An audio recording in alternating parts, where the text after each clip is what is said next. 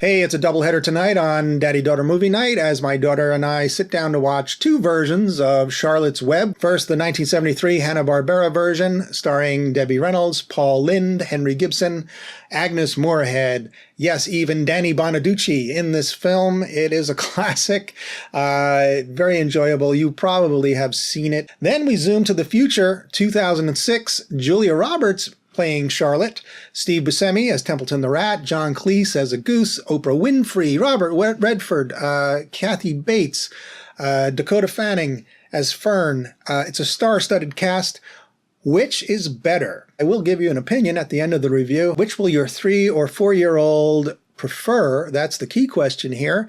And which one should you not waste your time on? Maybe I'll tell you that too. The answer coming up. It may surprise you right after this.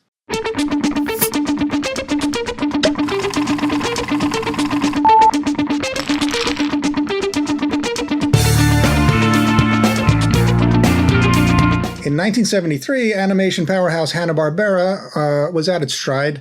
It was doing most of the animated Saturday morning TV shows that old geezers like me do remember from growing up. And they also did a handful of theatrical films, and Charlotte's Web was perhaps the most famous of those. It's an odd little movie.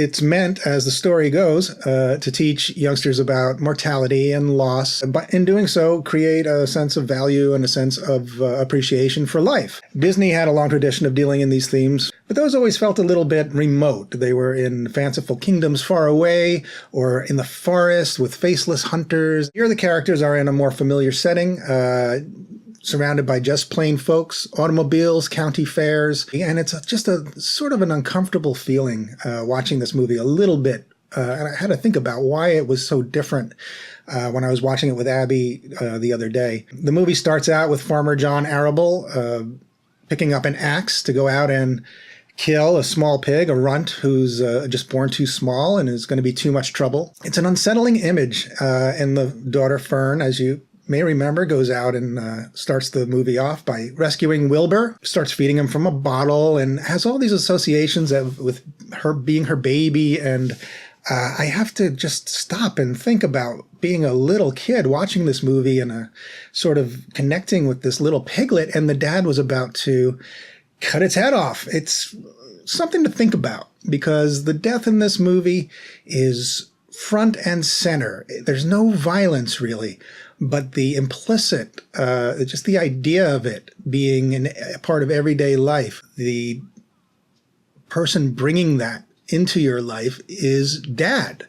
And if you're watching this with your little one, it's you in a way. So you want to think about that a little bit. It could be a lot more upsetting than a movie that has a lot of activity and violence and things that you can suspend your disbelief. Just give it another thought before you run this movie. It's a great classic, but pick the right moment with your little one, because it's not as straightforward as you may think. Abby was 3.5, and she seemed okay with this image of Dad going out to kill the pig. From there on, as you know, it's springtime on the farm, and Wilbur is a spring pig.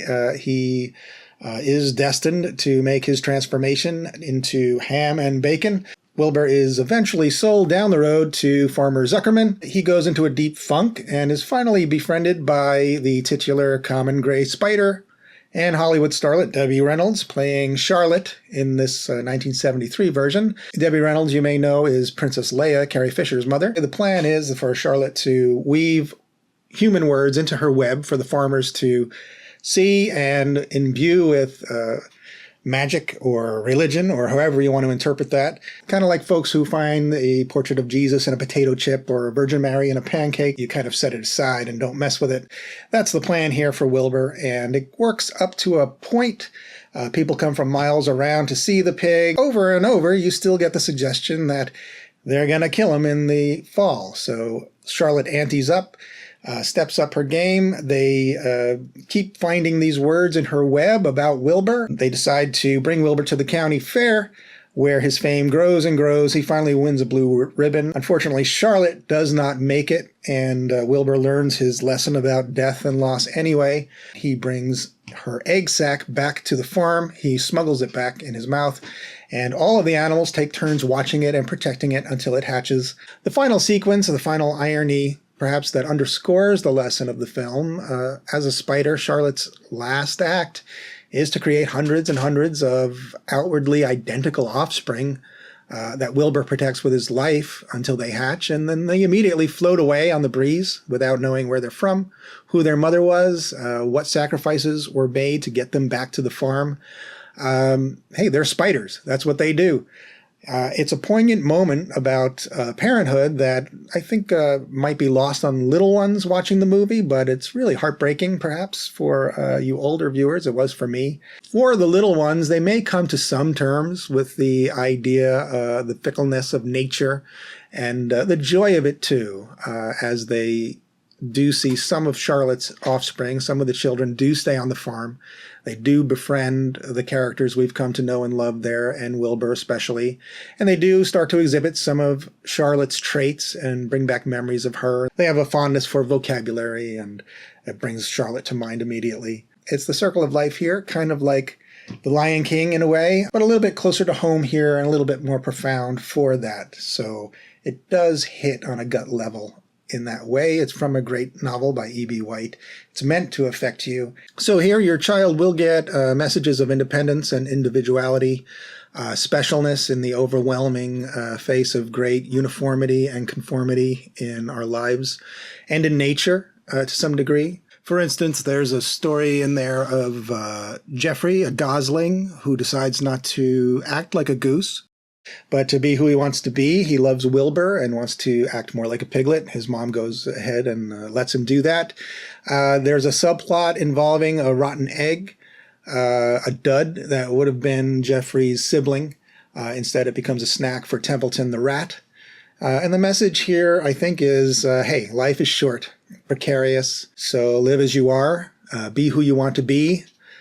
Because if you don't, you're really just going to be another common gray spider. And you'll be that until someone knows your name and knows your heart and loves you for what's in it. That's the message at the core of this film. It's a valuable one. Certainly something that will come back again as your child gets older. I think this movie is an important one for you to watch with your kids. The question is when?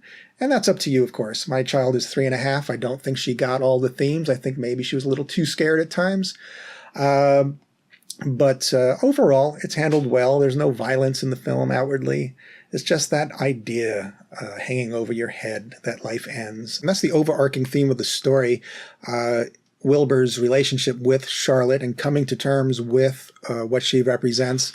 Depending on the age of your child, you're going to want to keep the remote control handy in this movie, especially with Dad picking up that axe and going out to kill Wilbur right off the bat. And of course, then there's Fern, who's pleading for Wilbur's life as though it were her own life at the beginning. Please, Dad, don't kill him.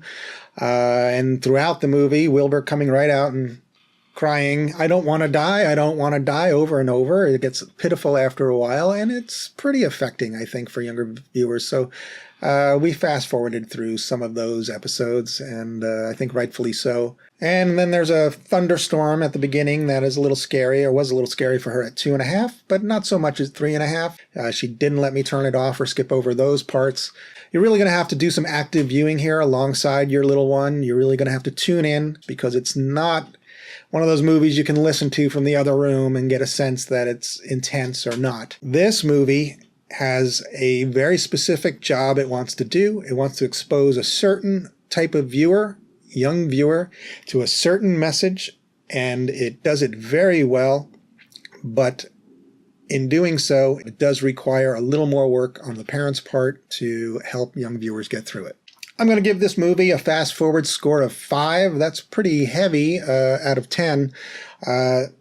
Depending on the age of your child and their sensitivity to some of the things going on here, you may have to fast forward up to half the movie on the first viewing. But I do want to point out that it's an important type of story for children to be exposed to. Daddy's reason to watch is Paul Lynde. You're going to recognize Paul Lynde right away. He had a long storied career as a guest star on TV shows when I was growing up, everything from F Troop to Beverly Hillbillies to I Dream of Jeannie to Bewitched. He was a guest star on lots of 70s shows like Donnie and Marie, the types of variety shows they don't do anymore. He really flourished in the era of variety shows on TV. He did game shows. He was on Hollywood Squares for years and years, very famously so in the center square. He's really an American icon, even when you can't see him in this movie. You might even want to watch this movie on your own without your kids, because it is kind of a walk down memory lane to a time when these sorts of animated films were being made that were really pretty special. All right, now on to a quick tour of the 2006 remake of Charlotte's Web, starring Julia Roberts as Charlotte, and Steve Buscemi, as we mentioned, as Templeton the Rat. It is a star-studded cast, but to lesser effect, I think, than what you get with the earlier version. And I think that's part of the problem. In fact, I didn't realize Robert Redford is in this movie until I was done watching it more than one time through. And that shouldn't be. It's part and parcel of what's going on here overall. This is a modern movie. It's 2006. It was a while ago now, but it's part of the modern trend to make kids' movies for everyone. And what you get is a lot of slapstick slapped onto it. You have two crows with a gag about whether or not their scarecrow is a real live human being and should they be scared, and they get up to no good. It has nothing to do with the story. It's just there for a laugh. And it just waters things down, bogs things down. Even Julia Roberts, who's been really good in a lot of her dramatic roles here, is just sort of wasted. There's no reason to have Julia Roberts voice the spider when your spider, the design is just a common gray barn spider. So Julia Roberts is really up against it with the character design here. She does an okay job, but the Hanna-Barbera spider was a little brown spider, a little gray spider too, but we fell in love with it. It was a little stylized. It's part of the point that you take these common everyday characters and make them a little bit special so you have something to latch onto as an individual. That's one of the themes here, and it feels like the filmmakers missed it. That turned me off immediately. It didn't engage my daughter really much. She was more involved with the other silly slapstick of the crows, for instance. That started the movie down this path of feeling like a cash grab to me. It felt like Zuckerman taking his pig to the fair because he wasn't able to kill it, so he may as well get something out of it. I'm coming out in favor of the 1973 version, hands down. The big question here is, how did my 3.5-year-old daughter fare with this movie? Well, unfortunately, I have to say we watched this movie after the 1973 version on the same day, the same afternoon, and this one held her interest. She watched it all the way through. You have to give it a little leg up because, basically she's watching the same movie or the same story over again. She laughed at the crows. She didn't seem to mind the ugly spider. She did start to drift toward the end, but again, having watched the same story in a short period of time, can't really ding the movie for that. So for your movie night, you might consider the 2006 version with the CG and the ugly spider. It did hold my daughter's interest, and if you're watching it with especially your whole family, there is something for everyone. But do go back, circle back and watch the 1973 version at the moment of your choosing, at the appropriate time for your daughter, because the themes there do ring through a lot more. It is a more important version of the film, I think, in the grand scheme of things. And movie night, 2006. Lifetime of viewing, 1973. There you have it. The fast forward score here, again, for this movie, about a 5. What this movie lacks with that feeling of dread and death around every corner, it kind of makes up for with a creepiness factor with some of the characters. There are, live CG characters that are a little bit creepy. So keep the remote control handy for this one too. I'm imagining, my daughter's almost 4. I'm imagining next year she'll be fine with either version of this movie without a lot of remote control action. But for now, at this age, keep it handy. And Daddy's reason to watch for this version, the 2006 Charlotte's Web, I'm going to go with Steve Buscemi. Again, Templeton the Rat. on both films. Mr. Pink himself really comes through here, elevates the movie, stands out. Like I said, you know it's Steve Buscemi, but he inhabits the character very well, just as Paul Lynde did in his version. Hey, Oprah Winfrey's in this movie. Robert Redford's in this movie. Never knew it. Those dollars were wasted, I'm sorry to say. But Steve Buscemi shines through, and you'll enjoy Templeton and the Rat in this movie, just as you did in the Paul Lynde version. That's it for the Charlotte's Web edition of Daddy-Daughter Movie Night. I hope you will take a moment to subscribe to our channel if you like what we're doing here. Also hit the like button below right now if you have a moment. We'd really appreciate it. And then go ahead and queue up your preferred version of Charlotte's Web for your next Daddy-Daughter Movie Night. I'm Tom, and we'll see you next time. Oh wow, look at him now, Zuckerman's famous pig. Zooey.